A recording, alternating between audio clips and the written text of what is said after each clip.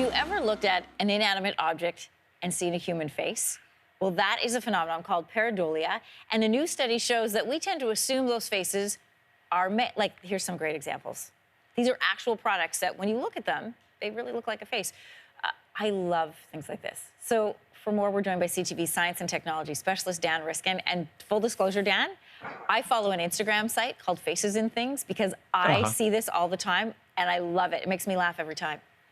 It's hilarious, and it's part of the human brain that it's this thing that it's actually our brain's making a mistake, isn't it? I mean, it's looking at something that clearly is not a face. There's no living thing there. There's no facial muscles. There's no expression of emotion, and yet we see these things, and all this whole world comes out of them like it's a character we want to know more about. I hear the voice in my head. I want to share some more funny pictures that show human faces. So, is it possible for some people to see? Like, do you see this guy?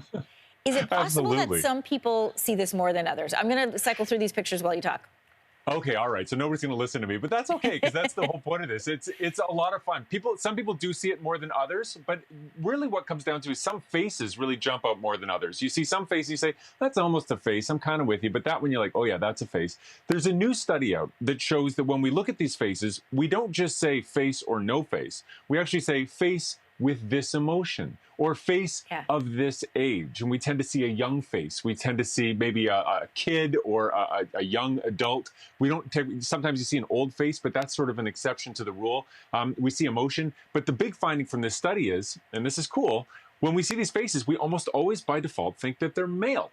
We don't 50-50 it. Women do this, men do this. Yes. They look at the face and they think, oh, there's a little guy. Oh, there's a little person there, a little male person. And it's this default that has researchers kind of stumped because when when you use computers to try to figure out the gender based on the facial attributes, computers don't come up with a bias like this. They see half male, half female. But when we look at them, we almost always see them as male, like 90% of the time, which is a really weird quirk of the human brain. So I will confess that you're absolutely right. I see a male face, I hear a male voice in my head, I tell the story. The only time I think it's female is if it has eyelashes on it, or it looks like it has eyelashes.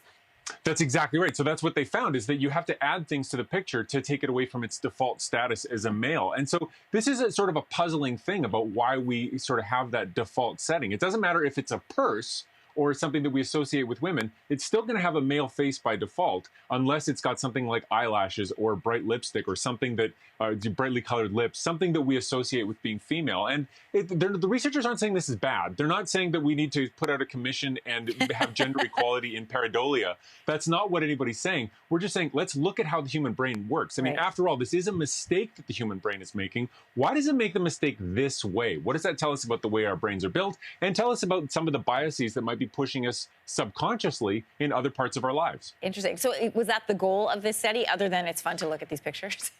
The goal was to take it one step beyond face or no face. And so the fact that there's emotion in these faces, that some of them look angry, some of them look sad, that was new. And when they looked at the gender thing, that was new as well. But what comes out also is that if it's an angry face, it's especially likely to be male. And the ones that come out as female are rare, but they tend to be happy faces. And so that also says something about our expectations about gender as well. So it's a really interesting study, but mostly it's just really fun to look at those pictures. And this is one of the rare, scientific studies where I absolutely was looking for the supplemental materials. Normally that's boring graphs, but this time it was just this giant index of hilarious faces. It's so fun to look at. Do you know where I see them all the time, because I commute into the city, is I see it in the back of cars and trucks all the time. I'm always looking for the face. Absolutely, absolutely. And it's the kind of thing, like, once you sort of turn on that part of your brain, you see them everywhere. And it's a lot of fun. And if you're an amateur photographer, or if you're getting your kids into photography, that's a great place to get them started, is try to see if you can find a face in a thing that's not a face. And that gets people looking at things differently. So it's part of our creativity as well. And you can stick a scientific name, pareidolia, to it. Dan, always great to talk to you. Thanks so much. Thank you so much. Take care. Hey, thanks for watching. If you liked this, be sure to subscribe here, or you can check out more Your Morning videos right here.